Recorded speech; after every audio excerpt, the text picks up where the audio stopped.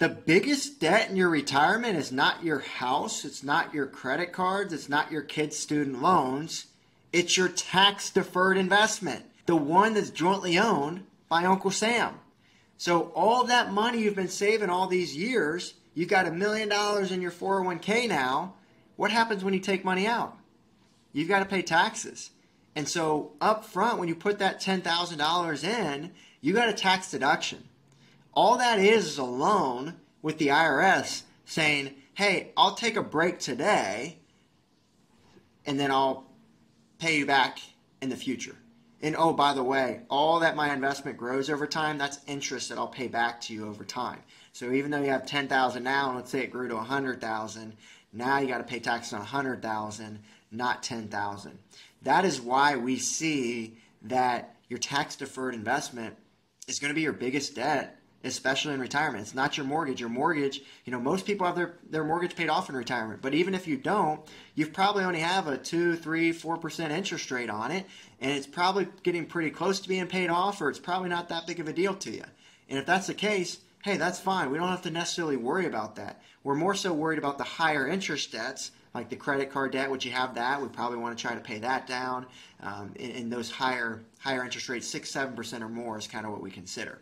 So obviously, if you're listening to this video and you've saved a bunch in your tax-deferred investments, you're probably not concerned as much about those. But we are concerned about this tax-deferred and debt that we have. And so what are some ways that we can reduce this debt? One way is by taking more out now to spend it, right? Tax rates are low right now. Let's take more out. Let's enjoy it. Let's live this retirement that we want to. Maybe we start taking some money out and we start gifting it to the kids or the grandkids. Or maybe, point 2 is we give it to a charity. And so if you take a tax-deferred investment and you send it to a charity, it's called a qualified charitable distribution. If you're age 70 and a half, you can just start doing that directly and you get to save on taxes. Maybe you're not 70 and a half yet. Maybe something that you do is you just take a large chunk out now and then give it all to a donor advised fund, and then you'll get a bigger itemized deduction this year to offset that distribution that you just made. So maybe that's another strategy that you consider. And the third strategy is, which is one you probably heard me talk about before, is a Roth conversion. Let's start paying this debt now, moving it to a Roth, so we don't have to worry about paying back Uncle Sam over time.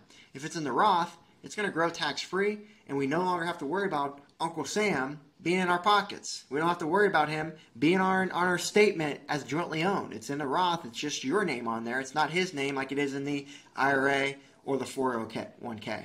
So those are 3 strategies right there that you can start doing to reduce this debt in your investment. But here's my biggest advice for you.